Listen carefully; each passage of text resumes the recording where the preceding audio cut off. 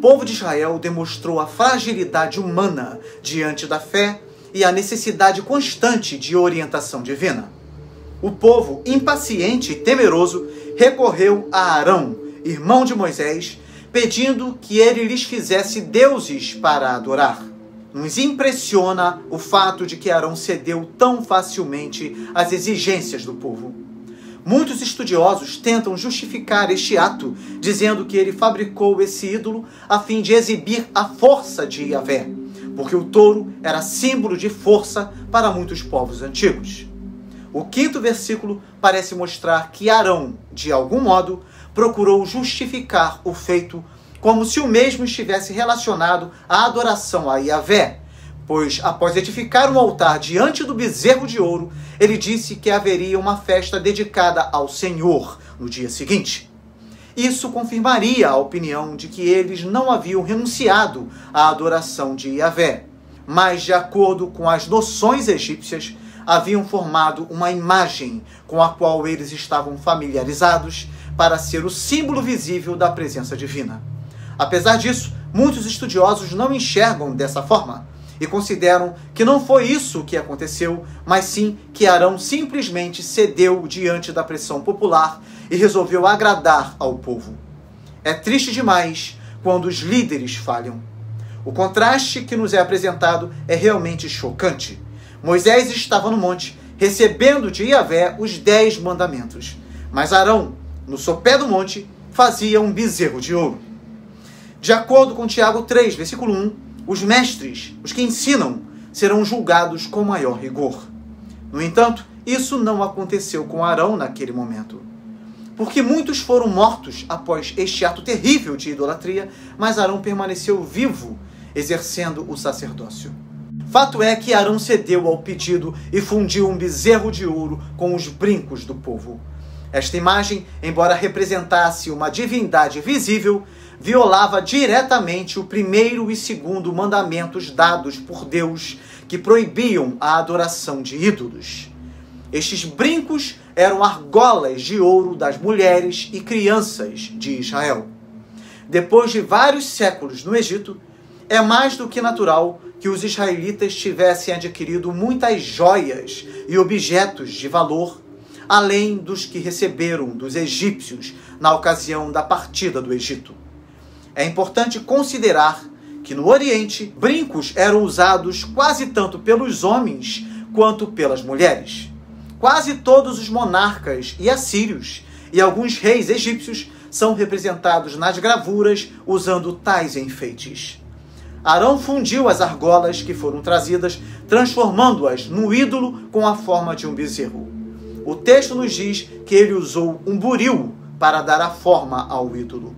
As palavras são transpostas e a composição deve ser mais ou menos a seguinte: ele emoldurou com uma ferramenta de gravura a imagem a ser feita e despejou o ouro líquido no molde. Ele fez disso um bezerro fundido.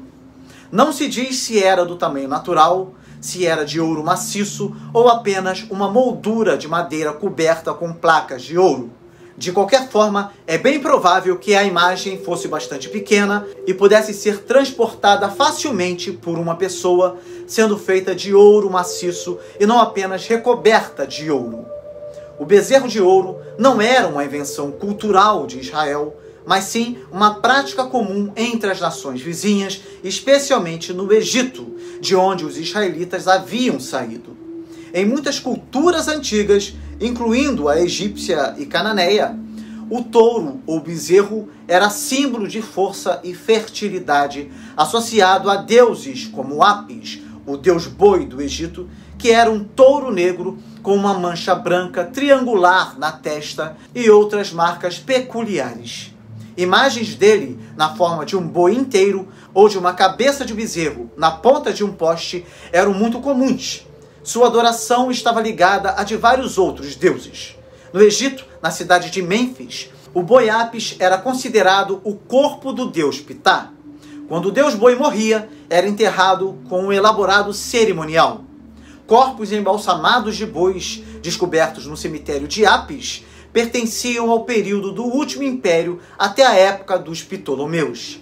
Nessa adoração ao touro, usavam-se animais vivos, embora também houvesse imagens que representavam esse culto, pelo que várias formas de idolatria estavam envolvidas no bezerro de ouro.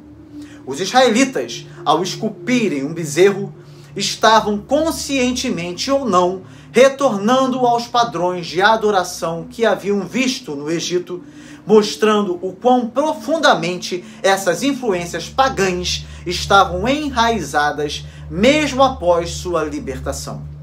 O novilho era um símbolo de fertilidade nas religiões naturais do Antigo Oriente Próximo e Médio. O bezerro de ouro recebeu dos israelitas o crédito pela execução do Êxodo. Isso foi uma demonstração de grande ingratidão e zombaria a tudo quanto o Senhor havia feito em favor deles. Logo estavam misturando uma incrível ingratidão com a idolatria. O dia seguinte foi um momento crucial na história de Israel. O texto nos diz: levantaram-se, pois, no dia seguinte e ofereceram holocaustos e trouxeram ofertas pacíficas. E o povo assentou-se a comer e a beber, e depois levantou-se para se divertir. Essa diversão referida no texto é um eufemismo para comportamentos descontrolados que incluíam danças, festas e possivelmente orgias. Os israelitas estavam no deserto, longe de seu contexto cultural original do Egito, mas as influências pagãs ainda estavam presentes. As orgias associadas à adoração do bezerro de ouro podem ter raízes nas práticas religiosas de povos vizinhos, onde a prostituição cultual era comum. Na adoração a deuses como Baal e Astarote, e em festivais para divindades como Ísis e Diana, rituais sexuais faziam parte dos atos de adoração, acreditando-se que eles asseguravam a fertilidade da terra e a prosperidade. Na religião egípcia, o festival em honra a Ísis, por exemplo, envolvia celebrações que incluíam danças sensuais e atos de licenciosidade. Da mesma forma, os rituais para Diana, ou Ártemis em sua versão grega, em Éfeso e em outros locais, também tinham elementos de orgias e práticas sexuais associadas à fertilidade. Para nós cristãos, esta história serve como um lembrete do perigo de substituir Deus por ídolos modernos, que podem não ser imagens físicas, mas sim dinheiro, sexo, poder ou outras formas de autossuficiência. A idolatria de Israel aqui em Êxodo é uma advertência e uma lição sobre a necessidade de fidelidade a Deus.